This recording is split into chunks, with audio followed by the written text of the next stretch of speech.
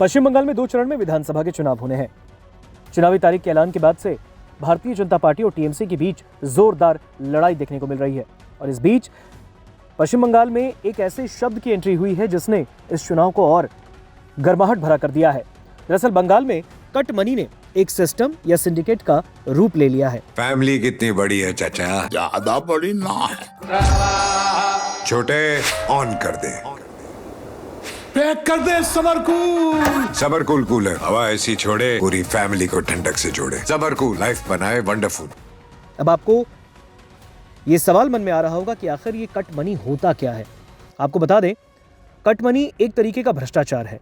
दरअसल cut money का मतलब होता है सरकारी योजनाओं या फिर विकास कार्यों में मिलने वाली सुविधाओं जैसे पेंशन, आवास या फिर ठेके, इनके बदले नेताओं या स्थानीय बिचौलियों की ओर से लाभार्थियों से अवैध रूप से मांगी जाने वाली कमीशन या फिर रिश्वत की राशि।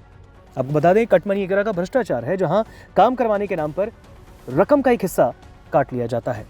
सबसे बड़ी बात यह है कि ये शब्द खासकर से पश्चिम बंगाल में राजनीतिक विवादों के दौरान काफी चर्चा में रहा है।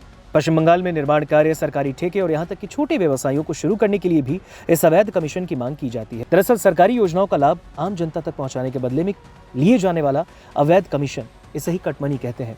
आरोप ये लगते रहे कि राज्य में चल रही केंद्र और राज्य सरकार की जन कल्याणकारी योजनाओं के लाभार्थियों को मिलने वाली राशि में से सत्तारूढ़ दल यानी टीएमसी के स्थानीय स्तर के कुछ नेता और बिचौलिए अपना हिस्सा मांगते हैं। इससे खास करके जरूरतमंद को मिलने वाली सहायता कम हो जाती है।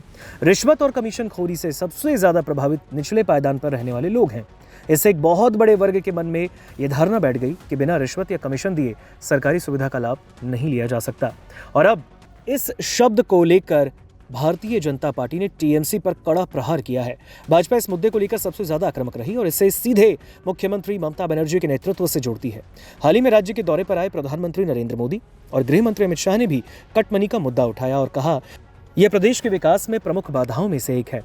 आपको बता दें, भाजपा के प्रदेश अध्यक्ष शमिक भट्टाचार्य का आरोप है कि कट मनी का पैसा केवल स्थानीय नेताओं तक नहीं बल्कि सत्ता के शीर्ष पदों तक पहुंच रहा है और इस चुनाव में सुशासन और भ्रष्टाचार मुक्त बंगाल के वादे के साथ बीजेपी कट मनी को बड़ा मुद्दा बना रही है।